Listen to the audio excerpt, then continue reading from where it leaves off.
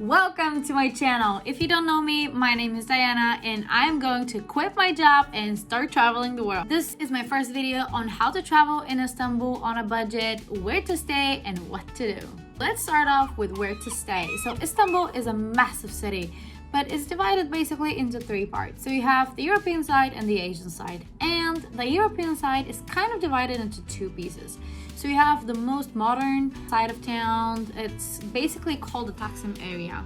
That's where you can find all of the discos, clubs, and if you are up for a lot of party, I'm betting that's where you want to stay. Second part of the European side is where the old town is. This is where you can find most of the mosques, most of the old historic architecture, and all of these nice things that are very, very beautiful. The old town is where I stayed, and I was very happy to find out that in the hostel, the majority of people, we were like 85% of people were between 30 and 35, and I was so happy about it because just between you and me, I'm 30 years old. The third part of town is the Asian side. So if you're looking for more local and authentic experience, this is where you want to stay.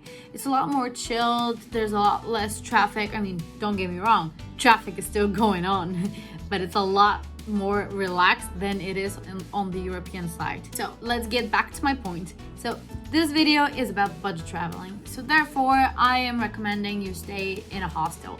And it's a different type of experience. If you stay in a hotel, you're not gonna meet that many people, and it's better if you're an outgoing person and you really want to meet some nice people to hang out with, to stay in a hostel. Just look for the ones that maybe are not only filled with 18 to 23 years old people, if you are around my age. Even if you don't want to stay in a dorm, you can always pick a private room. Most of them have private bathrooms, but some don't. So make sure to read well when you're booking if there's a private bathroom or not. Let's talk what to do. Why am I holding this? I don't know. Anyways, the city is endless. It's the most massive city I've seen. No, I lied. I'd say 3 to 4 days is probably enough to visit and cover the basics into the city. But if you want to stay more, of course, you can always do so. There's plenty of things to do and see, so it's up to you. Now, I am not a fan of spending money for entries to places that are just ridiculously high. And this is what you can find in Istanbul, sadly. Because like Hagia Sophia, the Gladys Tower, it's just so many places that the entry is like 30 euros. Are you crazy? This is just an entry. It's insane. In most cities, you can find museums or things that are for free, at least for one day during the week, For example, in Malaga, the Picasso Museum is free of charge to enter on a Sunday. To me, as a budget traveler, what I'm suggesting is just have a walk around the old town. The mosques, because they are temples, they are free of charge. So you can go inside and have a look around. There's so many beautiful mosques you can find. In the old town, you can also find a bunch of bazaars, like shops, the Grand Bazaar. If you are on a budget, do yourself a favor and don't buy anything from there. I mean, it's not nice to say that, especially because I usually go to bazaars. I sell on bazaars in my city, but never mind. The prices are insane, and you can find the same items somewhere else in the city, like for a lot cheaper. Let's say 6 to 7 times.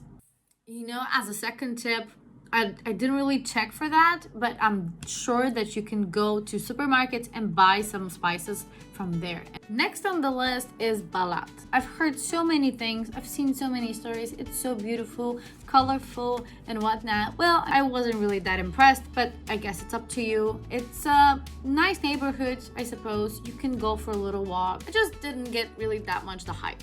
So the ferry from Balat to the Taksim area, it had so many beautiful views. All of the mosques that are super high and you can see the towers. It was so beautiful, including the sea, the bridge. It was amazing. And the ferry cost like nothing, about an euro. So definitely recommend doing the ferry from Balat to Taksim area. You can find the Galata Tower. Here's a budget tip for you. So after you get the ferry, you get to Galata Tower. Instead of paying 30 euros for an entry to the Galata Tower and then having to climb like 47,999,652,000 steps to get to the top of the tower and see the amazing view of Istanbul, you can instead just chill and relax in the street just up to the Galata Tower. Grab the most amazing cheesecake with pistachio cream on top. It's just so beautiful, so delicious. Honestly, it was the best cheesecake I've had in my life. And that is only going to cost you 8 euros. I would pay it again, you know, it was so good. So at this point, you've probably walked like 30,000 steps. So just chill, enjoy your cheesecake, and enjoy life. Let's move on to the Asian side. Now it looks like the Asian side is nowhere to be found because I had a look around. And it turns out that in a lot of maps, there's nothing on the Asian side. You know those tourist maps that just have little photos with places to go, things to visit, what to see and do? I found a map like that and there was nothing on the Asian side. There were all sorts of sightseeing photos on the European side, but there was nothing on the Asian side. And I really don't know why that is. So we got a metro and then a bus. And we went to the Grand Kamlika Mosque, which is on the top of a hill and you can see everything, the entire Istanbul. The view is just incredible. This mosque turns out to be the biggest mosque in Turkey, at least that's what people tell me. It was built in 2019. People spent like over $1 billion to build it. And there are like 50 people inside. Really? Why is this empty? You would think that if they paid so much money to build that, maybe there would be more tourists in. I don't know if this is supposed to be like a local thing where mainly locals go, but it was just incredible and it was very impressive. After the Grand Kamlika Mosque, you can catch the bus again and just go to the downtown side. And there you can walk around. There are plenty of restaurants you can eat. We did feel a little bit scammed for a fish. It was like this one fish that was actually too. Never mind. But please beware. You might get scammed there too. Turns out Istanbul is a big scam, so just be careful what you're paying and what you're ordering and how much it costs. Now, after you've had a nice lunch, then you can just start walking because you need to walk all that food that you've just ate. And there's a cute little park that you can just walk by the Bosphorus and it will take you to Moda Pier. That's like this little harbor and it's like a 2-story building. On the top floor it has a really cute and cozy library and on the first floor there's a coffee shop that you can just sit and enjoy the view of Istanbul, and it's just nice to be there. So this is what you can do on the Asian side. I'm sure there's plenty of more, but I really didn't find that much information about it. At that point we were a little bit exhausted, but we decided to spice things up with a jazz concert. Little did we know, we arrived. We paid the ticket and the musicians start. I will leave here their performance for you.